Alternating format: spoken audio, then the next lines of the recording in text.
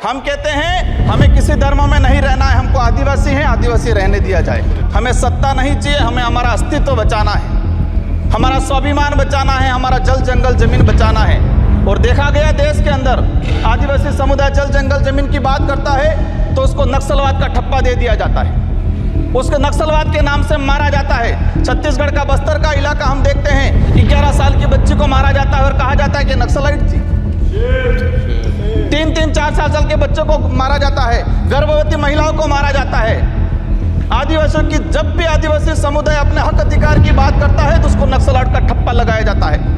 हमारे आदिवासी समुदाय को लेकर एक धर्म कोड की लंबे समय से मांग चल रही है कि आदिवासी समुदाय को अलग से धर्म कोड दिया जाए। आज़ादी से पहले 1871 से लगा के 1951 तक अलग जनगणना हुई है। आज आदिवासी समुदाय कोई ईसाई धर्म अपना रहा है, कोई हिंदू धर्म अपना रहा है, अलग अलग जगह बटा हुआ है। आदिवासियों की आइडेंटिटी, उनकी पहचान खत्म हो रही है। आदिवासी समुदाय अपनी पहचान बचाने को लिए लड़ रहा है और लंबे समय से कह रहा है कि आदिवासियों की अलग से जनगणना कॉलम होना चाहिए, धर्म कोड होना चाहिए। नमस्कार, मैं रूपेश कुमार। बांसवाड़ा राजस्थान में मानगढ़ धाम हजारों भील शहीदों, अंग्रेजी हुकूमत के खिलाफ विद्रोह और आदिवासी विद्रोही नेता गुरु गोविंद के लिए मशहूर है। 2024 के लोकसभा चुनाव में प्रधानमंत्री नरेंद्र मोदी के मुसलमान और मंगलसूत्र वाले भड़काऊ भाषण के चलते भी बांसवाड़ा चर्चा में आया था। यहीं की चुनावी सभा में प्रधानमंत्री नरेंद्र मोदी भाजपा के असल चुनावी टैक्ट पर उतरे थे। याद कीजिए प्रधानमंत्री नरेंद्र मोदी की वो स्पीच जो प्रथम चुनाव की वोटिंग के बाद बांसवाड़ा में दी गई थी, जिसमें भाजपा ने सीधे तौर पर हिंदू मुसलमान के एजेंडे को हवा दी थी। ये कांग्रेस का मैनिफेस्टो कह रहा है कि वो माताओं बहनों का सोने का हिसाब करेंगे, उसकी जड़ती करेंगे, जानकारी लेंगे और फिर उस संपत्ति को बांट देंगे और उनको बांटेंगे जिनको मनमोहन सिंह जी की सरकार ने कहा था कि संपत्ति पर पहला अधिकार मुसलमानों का है। ये अर्बन नक्सल की सोच, मेरी माताओं बहनों, ये आपका मंगलसूत्र भी बचने नहीं देंगे, यहां तक जाएंगे, मैं कहने आया हूं। बांसवाड़ा से भाजपा प्रत्याशी महेंद्रजीत सिंह मालवीय को चुनाव जिताने और भारत आदिवासी पार्टी के संस्थापक राजकुमार रोत को हराने के लिए प्रधानमंत्री नरेंद्र मोदी ने चुनावी सभा में जमकर भला बुरा बोला था।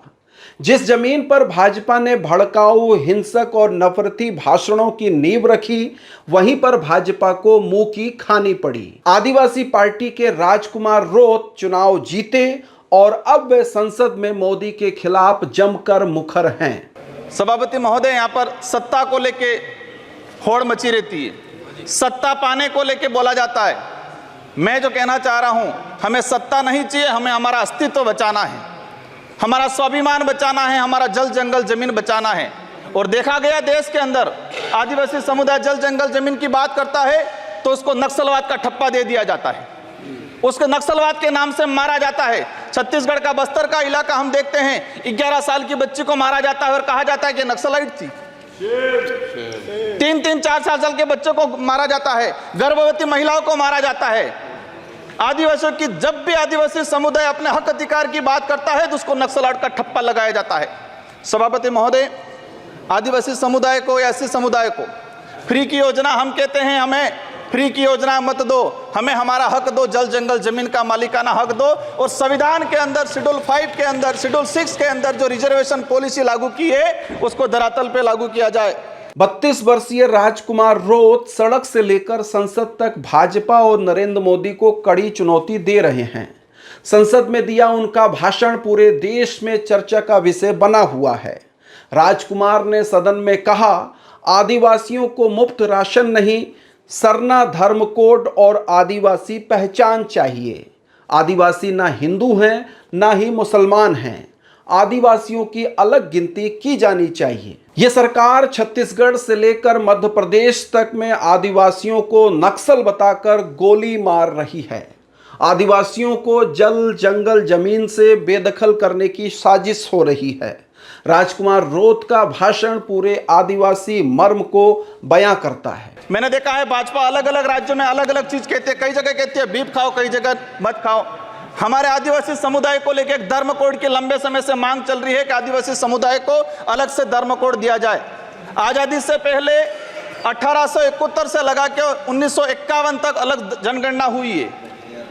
आज आदिवासी समुदाय कोई ईसा धर्म अपना रहा है, कोई हिंदू धर्म अपना रहा है, अलग अलग जगह बटा हुआ है। आदिवासियों की आइडेंटिटी, उनकी पहचान खत्म हो रही है। आदिवासी समुदाय अपनी पहचान बचाने को लड़ रहा है और लंबे समय से कह रहा है कि आदिवासियों की अलग से जनगणना कॉलम होना चाहिए, धर्म कोड होना चाहिए।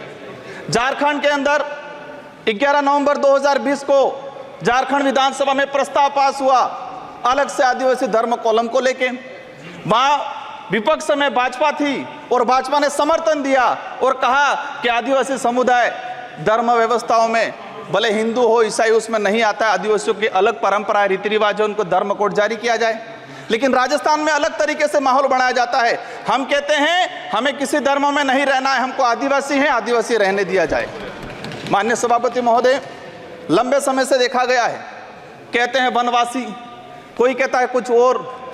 हम कहते हैं हमारी जो आइडेंटिटी है, हमारा जो देखा गया है कई बार कि जो व्यवस्था बनी है उस व्यवस्था के अंदर हम कई बार कहते हैं हमें कुछ मत दो एजुकेशन को लेकर। नई शिक्षा नीति, मुझे लग रहा है अभी घंटी बजने वाली है, मैं 2 मिनट में मेरा समाप्त करूंगा। नई शिक्षा नीति के तहत यह प्रावधान किया गया है कि 6 साल का बच्चा होगा, इसके बाद उसको पहली क्लास में एडमिशन दिया जाएगा। माननीय सभापति महोदय, मैं कहना चाह रहा हूं निजीकरण को बढ़ावा देने का तरीका है। आदिवासी का मतलब है जो आदिकाल से या पुराने समय से किसी जगह का रहने वाला हो। इसका ताल्लुक धर्म से नहीं बल्कि मूल निवासी होने से है। हालांकि काफी समय से आदिवासियों को अलग अलग धर्म में बांटने की कोशिश हो रही है, लेकिन आदिवासियों का मूल धर्म सरना है और उसे मान्यता मिलनी चाहिए।